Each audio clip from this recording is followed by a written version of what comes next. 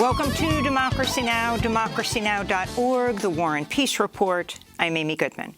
Russian President Vladimir Putin made his first public statements on the situation at the Ukraine-Russia border in over a month Tuesday, accusing the U.S. and its NATO allies of ratcheting up tensions and ignoring Russian security demands, including halting NATO's expansion to Ukraine and other former Soviet countries. I believe that the U.S., for example, does not care much about Ukraine's safety, though they probably give it a thought in the background. But their main task is to contain Russia's development. That is the problem. In this context, Ukraine is just a tool to reach this goal. Putin also accused the U.S. of withdrawing from the anti-ballistic missile treaty and deploying military equipment to Eastern European nations. He said, however, he's open to more talks to ease the ongoing tensions. U.S. Secretary of State Antony Blinken and Russian Foreign Minister Sergei Lavrov spoke by phone again Tuesday. Meanwhile, British Prime Minister Boris Johnson traveled to Kiev, where he held a news conference with the Ukrainian President Volodymyr Zelensky. Johnson vowed to increase military aid and help defend Ukraine against any potential Russian aggression. Boris Johnson's visit to Ukraine came as he faced increasing pressure back home. On Monday, a highly anticipated report was published which found Downing Street parties for government officials during the UK's pandemic lockdown represented a serious failure as millions of Britons cancelled plans and stayed home to help limit the spread of COVID-19. Tonga went into lockdown today after recording its first locally transmitted COVID case since the start of the pandemic. The first cases were identified among port workers who were helping unload international aid shipments in the aftermath of last month's devastating volcanic eruption and tsunami. Other small Pacific nations have also recently reported their first outbreaks, including Samoa, Solomon Islands, Kiribati, and Palau.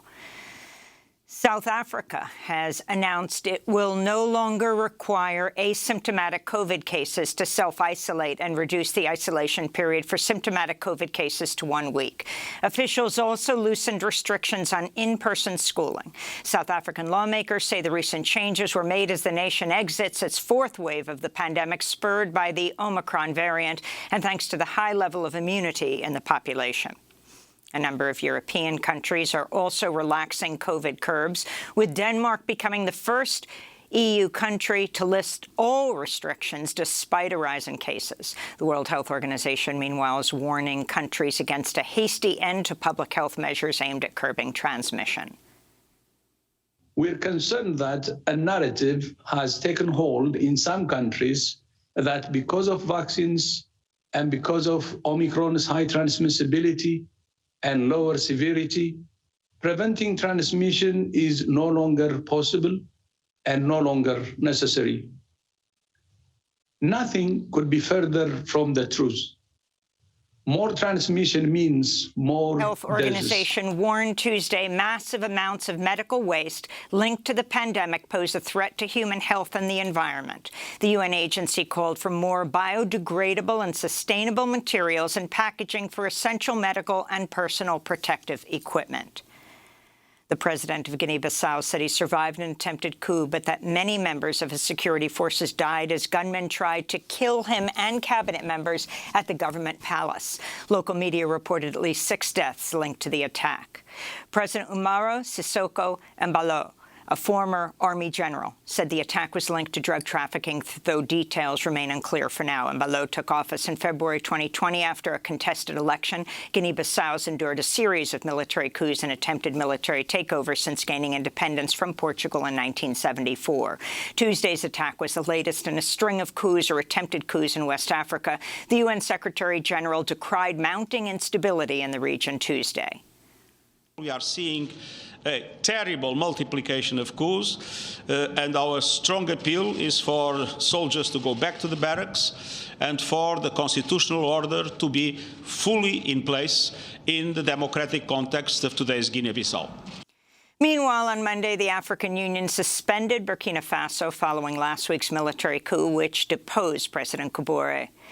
In Syria, 2 babies died in the freezing cold at a camp for displaced people in Idlib province. Aid groups report at least 1 other baby and child died in the past few weeks as a result of the harsh winter weather. Some 2.8 million people are living in temporary shelters amid the decade-long war. The UN says the tragic humanitarian situation in Syria is being further exacerbated by a worsening economy that's seen food prices double in a year and a shortage in aid funding. Attorneys general from a dozen states in the District of Columbia have joined with over 25 district attorneys across the country, as well as gun violence prevention groups, in support of the Mexican government's historic lawsuit against U.S. gun manufacturers. The suit was first filed last August, seeking to hold 10 U.S.-based firearms companies accountable for Mexico's epidemic of gun violence. This is the first time U.S. gun makers have been sued by a foreign government. In response to the growing support, Alejandro Alcantara, Mexico's Ministry of Foreign Affairs principal legal advisor, said in a statement, quote, "We are confirming the missing link in this whole equation of illicit trafficking is the gun companies, and I think that's recognized on both sides of the border," he said. Hundreds of Native American tribes have reached a tentative $590 million settlement with Johnson & Johnson and the 3 largest U.S. drug distributors over their role in fueling an opioid epidemic that's devastated indigenous communities. Most of that money would be used for substance use treatment and prevention efforts overseen by tribal health experts. Johnson & Johnson did not admit wrongdoing as part of the settlement. Native Americans have endured the highest per capita rate of opioid overdose. ABC News has suspended Whoopi Goldberg from The View for 2 weeks after facing widespread backlash over remarks she made on the show Monday, claiming the Holocaust was, quote, not about race. The comments came during a discussion about a Tennessee school district's decision to ban the book Mouse by acclaimed author Art Spiegelman, whose parents survived the Holocaust. The Holocaust isn't about race. No, it's not about race. No, it's about a different race. But it's not about race. It's not about race. What is it about? Because it's about man's inhumanity to man. Whoopi Goldberg apologized on social media Monday. She also addressed her comments during Tuesday's airing of The View, where she said, quote, "My words upset so many people, which was never my intention. I understand why now. And for that, I am deeply, deeply grateful because the information I got helped me understand some different things," she said. We'll speak with the Pulitzer Prize-winning graphic novelist Art Spiegelman later in the broadcast. Brian Flores, the former coach of the Miami Dolphins, has sued the NFL, the New York Giants, the Denver Broncos, and the Miami Dolphins teams, accusing them of racial discrimination. Flores' lawsuit stems from his interview processes with the Denver and New York teams and his firing last month from the Miami Dolphins. Among the allegations, Flores, who is African-American, says Dolphins owner Stephen Ross offered to pay him thousands of dollars to purposely lose games. Ross also reportedly tried to pressure Flores into hiring a prominent quarterback in 2019, but Flores refused because it would violate the NFL's rules on tampering. In the years that followed, Flores says he was treated, quote, with disdain and held out as someone who was non-compliant and difficult to work with. Flores was fired from the Dolphins this January. He filed his lawsuit on the first day of Black History Month. He compared the NFL to a plantation. At least 14 historically black colleges and universities reported bomb threats Tuesday, the first day of Black History Month, forcing them to lock down or cancel classes. At least half a dozen schools, including Howard University, also received threats on Monday and in previous weeks. No explosive devices were found on the affected campuses. Professor and award-winning author Ibram X. Kendi tweeted, quote, "I am a product of an HBCU where I learned how to think and write and be me. Our HBCU family is resilient, but we shouldn't have to be," Kendi said. 2 fatal school shootings took place Tuesday in Virginia. 2 campus police officers were shot dead at Bridgewater College near Harrisonburg. A 27-year-old suspect was taken into custody. In Minnesota, a shooting outside the South Education Center in Richfield killed 1 student and left another in critical condition. 2 suspects have been arrested. In California, students in an Oakland middle school led a walkout Tuesday protesting the Oakland Unified School District's proposal to close and merge over a dozen schools. Parents, teachers, and school staff also joined the action. And at least 2 teachers have gone on hunger strike in response. The Oakland School District has cited low enrollment at the schools and budget deficits. In the nation's capital, the D.C. City Council voted unanimously to redirect tax revenue from the area's wealthiest residents to daycare workers. Thousands of caregivers are expected to receive checks for at least $10,000. Council members hope to establish a program to subsidize daycare workers' paychecks in future years in order to compensate for their chronic underpayment. And in New York, immigrant rights groups and progressive lawmakers are pushing forward a bill that would expand state-funded health care coverage for low-income New Yorkers regardless of immigration status.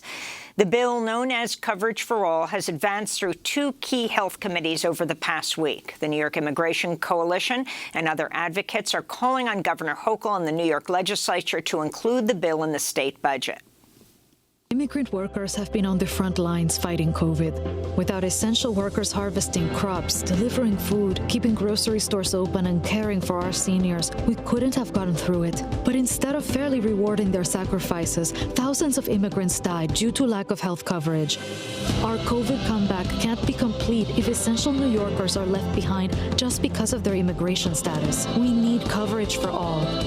And those are some of the headlines. This is Democracy Now!, democracynow.org, The War and Peace Report.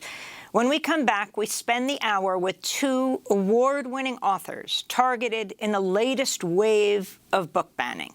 First, we'll speak to George M. Johnson, author of All Boys Aren't Blue, a memoir about growing up black and queer. It's been targeted for removal by at least 14 states. Then we'll speak with Pulitzer Prize-winning cartoonist Art Spiegelman. His graphic novel Mouse, about his parents surviving the Holocaust, was just banned by a Tennessee school board. Back in a minute.